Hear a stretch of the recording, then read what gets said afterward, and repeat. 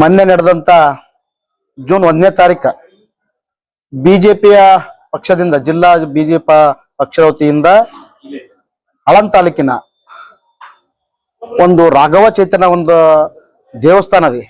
ಆ ದೇವಸ್ಥಾನದಲ್ಲಿ ಒಂದು ರಥೋತ್ಸವ ಇರುವುದು ಕಾರ್ಯಕ್ರಮ ಇದ್ದ ಸಮಯದಲ್ಲಿ ಇಡೀ ಜಿಲ್ಲಾಡಳಿತ ಮೇಲೆ ಅಲ್ಲಿ ಕಲ್ಲು ತೂರಾಟ, ಖಾರದ ಪುಡಿ, ಲಾಂಗು, ಮಚ್ಚುಗಳು ಹಿಡ್ಕೊಂಡು ಇಡೀ ಜಿಲ್ಲಾಡಳಿತ ಪೊಲೀಸ್ ಡಿಪಾರ್ಟ್ಮೆಂಟ್ ಇರ್ಬೋದು, ಇವತ್ತು ಕಂದಾಯ ಇಲಾಖೆ ಮೇಲೆ ಇರ್ಬೋದು, ಎಲ್ಲಾ ಇಲಾಖೆ ಮೇಲೆ ಅವರು ಹಲ್ಲೆ ಮಾಡಿರ್ತಾರೆ. ಹಲ್ಲೆ ಮಾಡಿರ್ತಕ್ಕಂಥ ಒಂದು ಕೋಮುವಾದಿಗಳಿಗೆ ಅಂತವ್ರಿಗೆ ಇವತ್ತು ಸರ್ಕಾರ ಕೇಸು ದೊಡ್ಡ ಮಟ್ಟದಲ್ಲಿ ವಿಡ್ರಾ ಮಾಡುತ್ತೆ. ಆದರೆ ಅದೇ ವಿಷಯವನ್ನು ಇಟ್ಟುಕೊಂಡು ಮೊನ್ನೆ ಒಂದು ಪ್ರತಿಭಟನೆ ಮಾಡಂತ ಸಮಯದಲ್ಲಿ ಭಾಷಣದಲ್ಲಿ ನಮ್ಮ ದತ್ತಾತ್ರೇಯ ಸಿ ಪಾಟೀಲರು 1990ರ ಒಂದು ಸಮಯದಲ್ಲಿ ಕಮರುಲ್ ಇಸ್ಲಾಂ ಅವರು ಈ ಗುಲ್ಬರ್ಗವನ್ನು ಮಿನಿ ಪಾಕಿಸ್ತಾನ ಮಾಡ್ತೀನಿ ಅಂತೇಳಿ ಒಂದು ಹೇಳಿಕೆ ಕೊಟ್ಟಿದ್ರು. ಅವ್ರು ಯಾವ ಹೇಳಿಕೆ ಯಾವ ಉದ್ದೇಶ ಇಟ್ಕೊಂಡು ಹೇಳಿದ್ರು ಅದು ಎರಡನೇ ಮಾತು.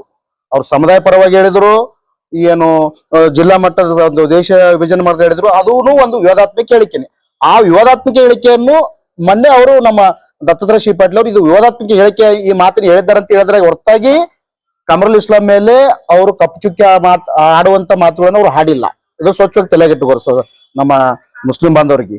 ಇದನ್ನ ದಯವಿಟ್ಟು ಹಿಂದೂ ಮುಸ್ಲಿಂ ಅಂತ ಒಯ್ಬಾರ್ರಿ. ದಯವಿಟ್ಟು ಇನ್ನು ಮುಂದೆ ಬರ್ತಕ್ಕಂಥ ದಿನಗಳಲ್ಲಿ ಈ ವಿಶೇಷವಾಗಿ ಕಲಬುರಗಿಯಲ್ಲಿ ಮತ್ತ ದಕ್ಷಿಣ ಮತಕ್ಷೇತ್ರದ ಚಂದ್ರಶೇಖರ್ ಪಾಟೀಲ್ ರೇವೂರ್ ಇದ್ದಂತ ಸಮಯದಲ್ಲಿ ಅವರು ಎಲ್ಲಾ ಸಮಾಜದವ್ರಿಗೆ ತಗೊಂಡುವಂತ ಕೆಲಸ ಮಾಡಿದ್ದಾರೆ.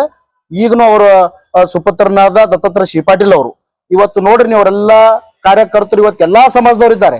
ಅವ್ರು ಯಾರನ್ನು ಭೇದ ಭಾವ ಮಾಡ್ಲಾರ್ದಂತ ಏಕೈಕ ಶಾಸಕ ಮಾಜಿ ಶಾಸಕರು ಯಾರಿದ್ದಾರೆ ಅಂದ್ರೆ ಅದು ನಮ್ಮ ದತ್ತಾತ್ರೇಯ ಸಿ ಪಾಟೀಲ್. ದಯವಿಟ್ಟು ತಮ್ಮ ಈ ಒಂದು ಹೇಳಿಕೆಗಳನ್ನು ನೀವಿನ್ನ ಸಣ್ಣವರಿದ್ದೀವಿ ಅಂತ ಭಾವಿಸ್ತೀವಿ, ಇಂಥ ಹೇಳಿಕೆಗಳನ್ನು ಕೊಡಬೇಡಿ. ಕೊಟ್ಟು ಈ ಸಮಾಜವನ್ನು ಮತ್ತೆ ಹದಗಟ್ಟಂತ ಕೆಲಸ ಮಾಡಬೇಡಿ. ಕೋಮುವಾದ ಕೆಲಸ ಆಗುತ್ತೆ. ಮತ್ತೆ ಇದು ಜಾತಿ ಮದ್ದುಗಳನ್ನು ಜಗಳ ಹಚ್ಚುವಂತ ಕೆಲಸ ಮಾಡಿ. ಎಲ್ಲಾ ಅಣ್ಣ ತಮ್ಮರಂತ ಇದ್ದೀವಿ. ದಯವಿಟ್ಟು ಮತ್ತೊಂದ್ಸರಿ ಮನೆ ಮಾಡ್ತಿದ್ದೀವಿ ದತ್ತಾತ್ರೇಯ ಸಿ ಪಾಟೀಲ್ ಮೇಲೆ, ಗೌಡ್ರ ಮೇಲೆ ಈ ಒಂದು ಮೊನ್ನೆ FIR ಆಗಿದ್ರೆ ಅದನ್ನು ವಾಪಸ್ ತಗೋಬೇಕು. ಮತ್ತೆ ಈಗ ಒಂದು ಕಂಪ್ಲೇಂಟ್ ಕೊಟ್ಟಿದ್ದೀವಿ ನಾವು, ಯಾರ್ಯಾರು ಏನೇನು ಮಾತಾಡಿದ್ದಾರೆ, ಅವ್ರು ಯಾವ ಮಟ್ಟದಲ್ಲೇ ಮಾತಾಡಿದ್ದಾರೆ, ಅವ್ರ ವಯಸ್ಸೇನು, ಇವ್ರದೊಂದು ಇದೇನು ಇಮೇಜ್ ಏನು, ಆ ತರ ನೋಡ್ಕೊಂಡು ಮಾತಾಡಬೇಕು.